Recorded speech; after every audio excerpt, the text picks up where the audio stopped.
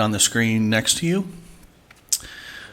And if there's something you'd want to talk about that's not on tonight's agenda, we'll have a call to the public, final call later in tonight's meeting. If you have any handouts for council, please provide them to the clerk for distribution to the council. The council is strongly committed to communication and interaction with the public and are not allowed. Tonight we have one presentation, and a presenter is the Director of Parks and Rec, Jason Now. So we'll turn the meeting over to Mr. Now to talk about the Kennedy Skate Park.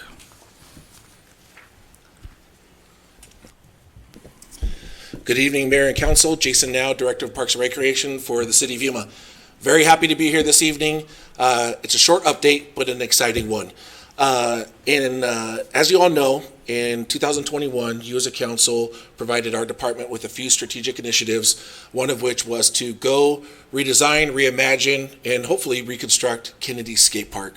And so before I get to where we've come in the last year, I just wanted to provide us a small update as to some of the steps we've taken to get to this point. So as mentioned, you provided us the direction, and in June 2021, I apologize, there's a typo here, that should say 2021. In June 2021, we held our first public information session to update the public on this project and the goals and direction of the project. That was attended by roughly 85 people. It was an in-person event. In October, via the use of a cooperative purchasing agreement, a CPA, we were able to onboard American Ramp Company, ARC, to help us with that project. And on this Zoom call this evening, attending alongside me is two executive leaders of ARC, Mr. Nathan Bemo and Mr. Josh Willis. They will be available if there are any questions that you may have that I'm unable to onboard. In November, ARC took to the public and held a public engagement session to talk to the community and say, what do you want this park to look like? What features would you like it to have? What is the future of this space and skating and action sports in Yuma in general? That meeting was attended by 65 persons, and there was also a virtual opportunity for people to have their voice heard digitally, and that we received 127 virtual submissions. ARC then took that data, that input, that insight, and developed an initial conceptual design that was brought back to the community in December for those users and those who are interested in the project to provide even more feedback. And that second community engagement opportunity was strictly virtual. It was not in person, and we received 87 submissions. Now, one of the things that's very unique about this project that I am very appreciative of is we know that we live in an amazing city where residents and users are engaged and wanting to have their voices heard. That was shown by a Facebook post that happened on a public Facebook page called Rebuild Kennedy Skate Park. They shared the conceptual design, and that post, since my time here over the last year, received the absolute most engagement that I've seen in any social media post the city's been involved in. We received 234 likes, 198 comments, and the post was shared 399 times. Now, being a little bit of a social media geek, for us to be able to have that kind of reach for the small group size of the actual Facebook group is awesome. It also lets me know that the users, the community, and those outside of our city are interested in this and they're passionate about it. Now, after that collection of the second data set, ARC went back and did some final conceptual adjustments based on what the community came back with, and we're now ready to present to you that conceptual design. But before we get into the juicy pictures and the video that makes it look awesome, I just wanted to provide you a few design highlights that I think are important for this project as we move forward. As noted earlier, this is truly designed by the community. City staff, ARC did not come to the community and say, this is what we want to build, what do you think? The question was, what do you want? Let us design it. That's something I'm really proud of because the community showed up. Second, this would easily be one of the largest skate parks in Arizona. Now, we all know that, titles aren't everything, but gosh dang it, if we're going to do it, let's do it. And this would be on the map, absolutely. The pump track section of this park, and as a reminder, a pump track is a location that typically is utilized by BMX or mountain bikes, but also could be used by razors and skateboards. This pump track would be the largest in the region. And one of my goals, as I talked with ARC, was to develop a park where we could host regional events if they were attracted to us. And this pump track would be at the scale of almost being able to host a Red Bull event. Now, Red Bull has some guidelines in regards to how long the track needs to be. We're just short of that because we ran out of space. But to be honest, it would be an amazing place for professional athletes to take their skills to that next level. Also, this park has a unique combination of skate plaza, ramps, half pipes, verts, and the pump track. A lot of parks that are being built in the Phoenix Valley have kind of two of the three. What you'll see tonight is a proposal for all three components in one location, which is a very unique aspect to this design. The half pipe, I just want to make a quick plug as to the construction of this half pipe and the vert ramps. It's actually going to be done utilizing galvanized steel with a proprietary blend of powder coating. So when people saw this, they were saying wood, Yuma, heat, decrepit in a few years. This is a proven product and proven process for all weather elements, and so it's one that we feel confident can actually be not only sustainable, but successful here in Yuma. And then lastly, the mini vert ramp, which is part of the half pipe section you'll see. For those of you who are unaware, there's a place called Woodward, which is a huge skateboarding camp destination. All things action sports comes from that location. If they say something's great, everyone says it's great. This park and that mini vert section, I mean, it goes toe-to-toe to what they offer in that facility. So long story short, amazing concept that we're going to be looking at and something that I believe we could all be very proud of. So what we're going to do now is we're going to watch a short 1-minute video, which will provide a flyover of the park. Junior is going to help me make sure it's in 1080p, so that way we get it in its full luster, and then we'll go through a few design aspects that I think are unique to this space.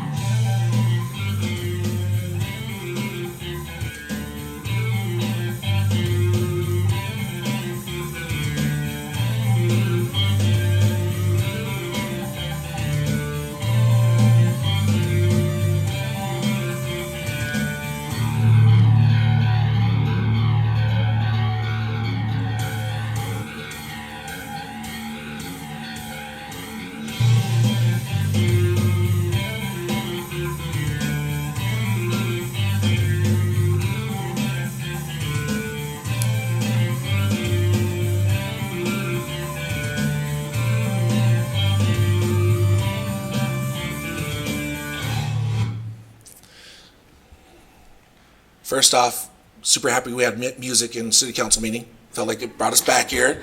There we go, we're here, okay. So, in short, the park is designed amazingly well. There are features that we could deep dive into that I don't necessarily think are required right now, but there are a few unique elements that I wanted to point out. One, city branding. I'm a big proponent of making sure that when people are at our facilities, they know that it's us, operated by us, and we take pride in those locations. And you'll see integrated into the park not only the city logo, but also our color palette. Moving on, shade structures. Man, the community, we can't have a skate park unless we're covered by shade in the summer, and this park takes shade to another level. It's a very aggressive shade network, which we are continuing to evaluate even to today. Some of the features, some of the skatable, rideable features are things that are found here in Yuma. Here we have our ocean-to-ocean bridge. Right, here's a rail that was designed and kind of inspired by our bridge. Our state park, right, our prison with the unique rebar type cages. There's another grind section there. And I'll leave it up to council for any questions. Thank you very much. I really appreciate the way you put the plan together, that it wasn't just outside in, but you went to the experts, those that use the park. I'm going to start off with the shade. I think that's great. Let's just make sure the shade is usable. If you look at the video, the shade's all not usable.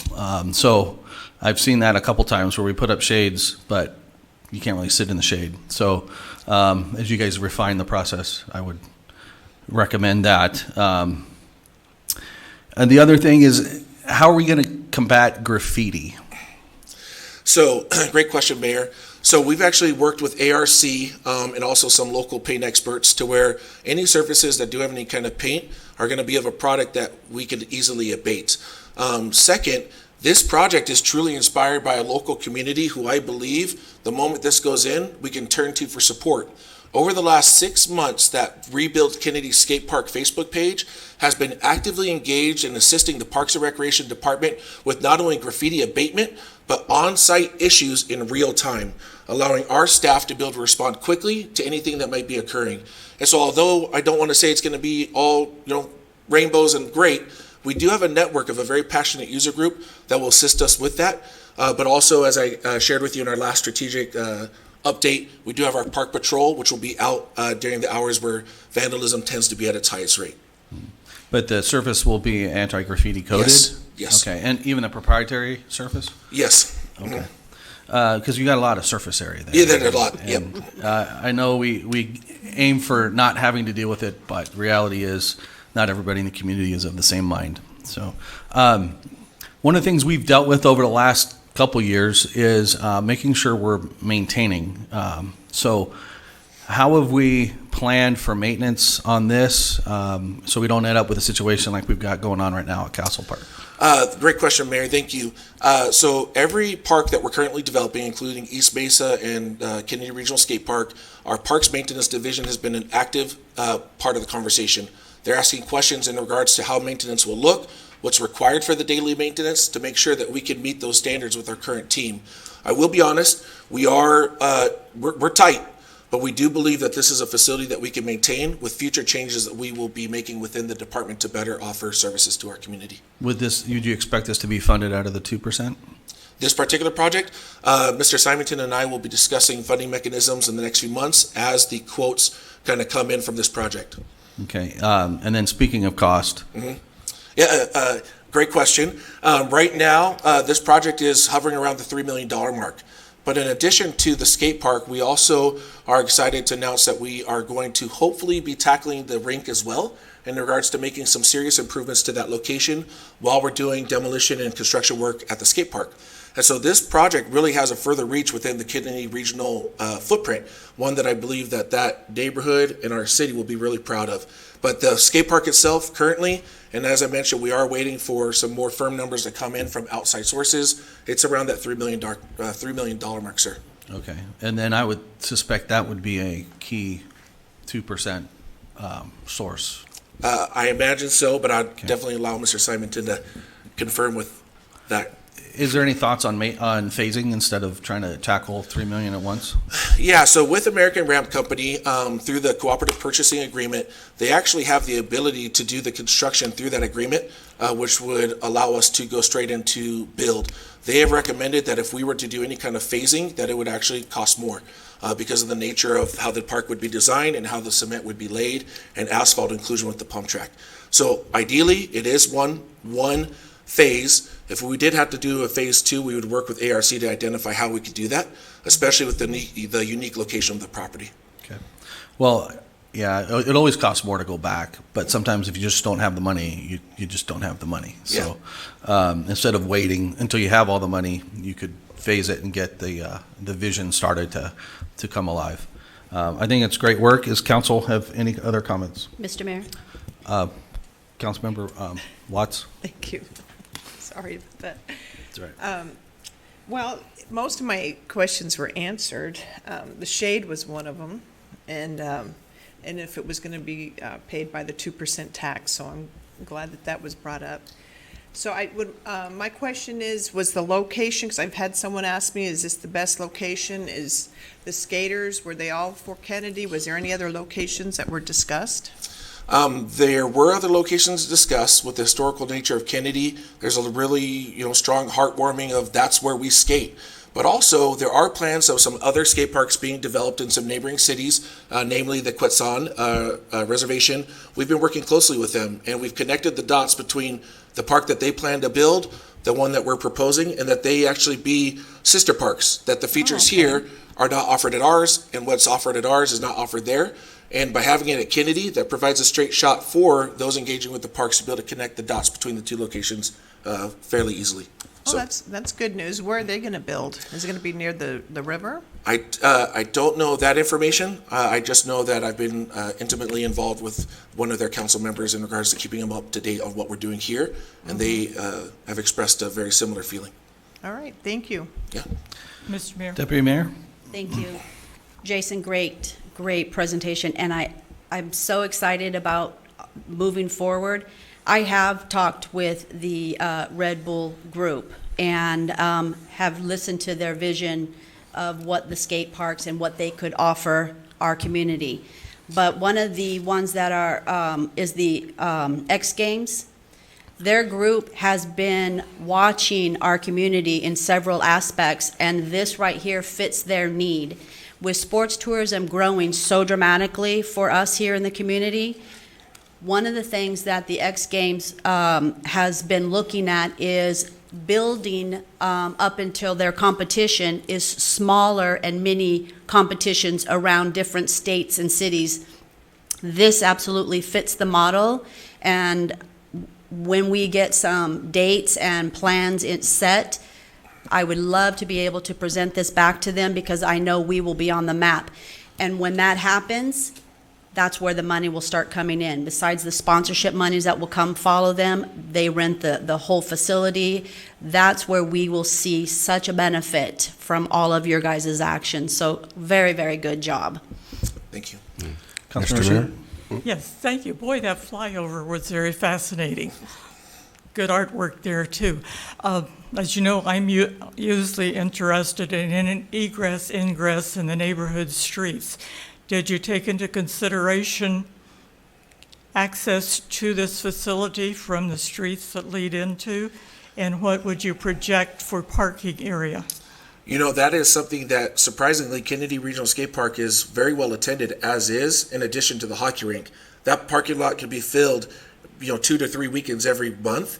A study wasn't completed, but that is something that possibly we could look into if a larger event were to come in. But with our current needs and our current user groups, we're well suited with what the parking lot offers and the ingress, outgress for that. But I can definitely look into that, ma'am. Because there's streets in the perimeter to lead into to accommodate that. Also, in your demographics, did you pick up walk-ins in what you're projecting? Walk-ins in regards to, I apologize. Without parents driving? Yeah. So again, that's one of the reasons why Kennedy Regional was identified. It's an easy access point for a lot of our city, especially those who are utilizing it. And so when we did our public outreach and the online opportunities, people were able to respond, their ages, any additional information or concerns that they provided, and none of the users had any kind of comments in regards to fear of being able to get their children there in an easy manner. Are we since you're in Parks and Rec, are we, City of Yuma, getting in the situation where we're going to have recreation hither and yon and sort of a pattern of movement for such? Would you mind explaining that question a little bit more? I apologize. Well, our point being, we're zeroing in on young people that live outside the older neighborhoods, and right now around Kennedy and what have you is older neighborhoods. So what are we taking into consideration to put a wider perimeter and have access for the children that do not drive? Yeah. So we, very quickly, if I may, we completed a 2021 strategic playground assessment, and we actually announced and will be announcing to the public this next week plans for playground replacement throughout the city, one of which will be Caballero Playground. So we are identifying individual parks in neighborhoods that need improvements, and we'll be addressing those needs, allowing those user groups who can't get a ride to a park to still enjoy an amazing facility wherever they live. What's the age of that get into competitiveness? Because obviously they're going to be wanting to grow up and With action sports in regards to the skate park, yeah, that's a user group that happens from anywhere from 2 years old all the way up to your senior skaters. I grew up as a skateboarder, surfer, snowboarder, and although I'm not good right now, I still love it. But I started when I was 8, and just the other day when I was at the park, we had multiple toddlers there learning how to skate. And one of the big components of this location was that it was allowable for someone to go learn the sport and to develop their craft all the way up until potentially a professional level. So we definitely have thought about how to include all users in this design, and I believe that we've accomplished that. And did you indicate a time frame? That will be dependent on the conversations that I have alongside Mr. Simonton on the overall city picture, but we do hope that this will begin construction in the next fiscal year. Thank you. Yes, ma'am. Mr. Shelton, yes. Councilman Sheldon? I wasn't sure. I just heard a voice. I wasn't sure. The voice from the wilderness. Nothing great is ever accomplished without enthusiasm. You have that enthusiasm. The skaters have the enthusiasm. The Facebook people do. So just keep it up. That's what will make this project ultimately successful. All of the enthusiasm and working towards the goal and tying in the comments from the community. And I was there, of course, for the last one. So we know the energy and passion is there. So just keep it up. Thank you, sir. You got $3 million excitement tonight. I'll show you what $100 excitement looks like later. Mr. Mayor. Councilman Morris? Thank you, Mayor. Mr. Now, first of all, thank you. Thank you for bringing this to the stage that we're at today. It's been really exciting to see this, start off with a group of individuals that use the park, expressing their concern for it, and getting to the vision process with the city and meetings and all the way to where we are today with you presenting this really amazing video. So thank you for that, first of all. You touched on the hockey rink, which I was going to ask about, but I'm glad to see that within the design, it looks like they tied the two together and created that shared space with the shade between the two. So one of the questions I have is, one of the issues that we have at the park currently is all the cracking that's occurred throughout the concrete slab.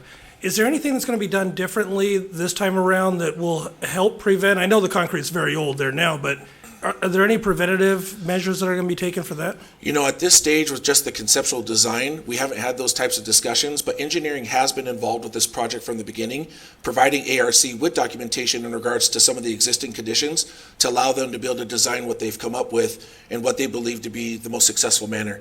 But that would be something that I imagine that will cross when we do take this to actual construction documents. But for right now, it's just conceptual, but it is something that is on people's radar. Okay. Are we looking at possibly having any kind of operating hours once this new park is in place? Yeah, we are. So the Action Sports User Group, that's one that could be out there until 3 a.m. if it was allowable. And over this last summer, we actually extended hours per their recommendation. And with our new park patrol, that's something that we'll be able to offer to be able to have a flexible schedule for this location, because those users do tend to be out later at night. And when historically, when we didn't have that nighttime crew or park patrol, we wouldn't be able to be out there to secure it. So it is something that we're aware will be kind of unique to this space, just like the hockey rink, and we'll be prepared to onboard that. Very good.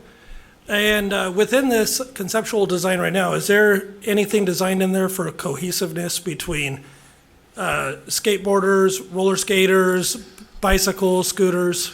Every feature in this park is skatable, rideable, scooterable.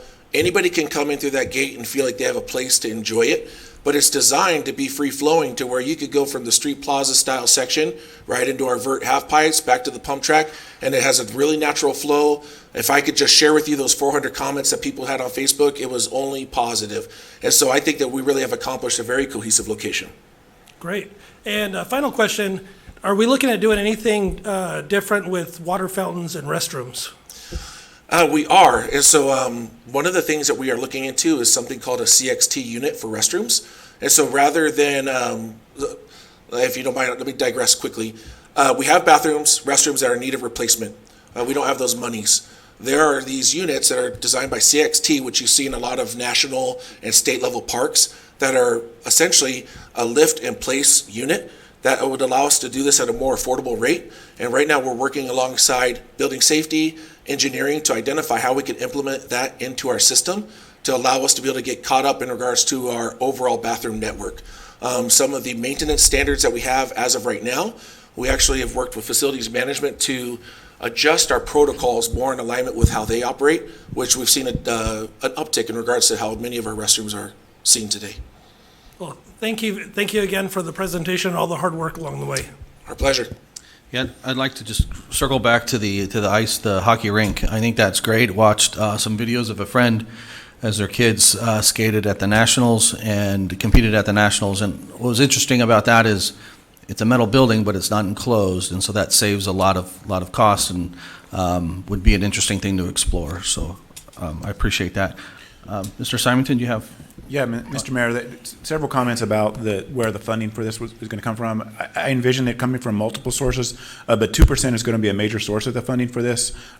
Jason is in talks with our partners at the state park systems, for potential grants. Well, they need match money for that. So our 2% would definitely fit the bill. We're going to look at maybe using some of the ARPA funds that we received to help fund this. It's going to be multiple sources, but the 2%, that question did come up, is going to be a major player in this project.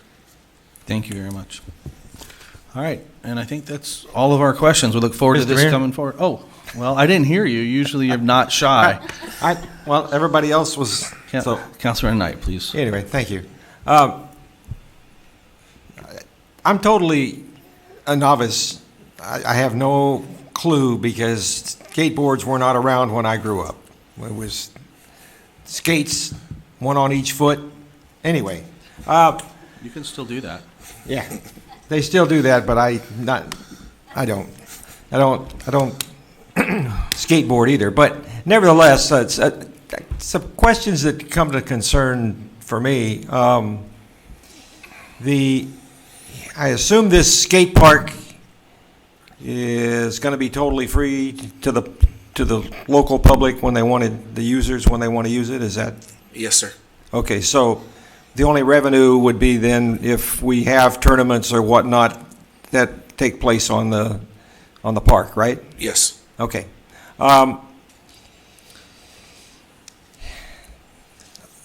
My biggest concern is liability. What's the city's liability if somebody gets hurt on the skate park? Is there any kind of do users have to sign a waiver or whatever? It looks rather dangerous from what I've seen on television, and yet it looks like they're very good at it, and they don't get hurt often, but there's a very good probability that somebody's going to get hurt out there, especially when you've got smaller kids. So my concern goes to liability, and how is the city going to protect itself from something like that?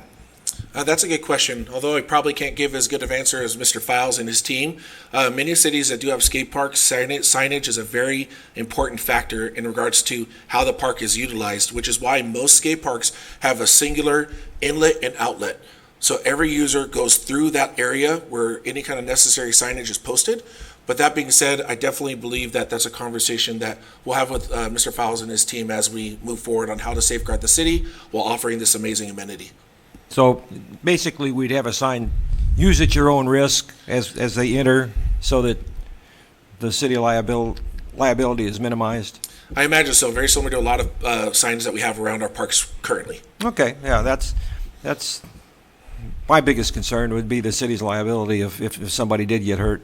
So anyway, you very good presentation. I'm impressed with what you brought to us, and I think it's something that obviously the citizens are really behind. Not only the younger kids, but looks like we've got some older skateboarders out there too that are anxious to get this thing started, and I am too.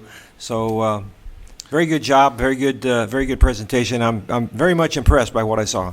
Thank you, Jason. If I could just ask, if you're here and you participated in this process, if you could just stand so we can kind of get an impact of the support.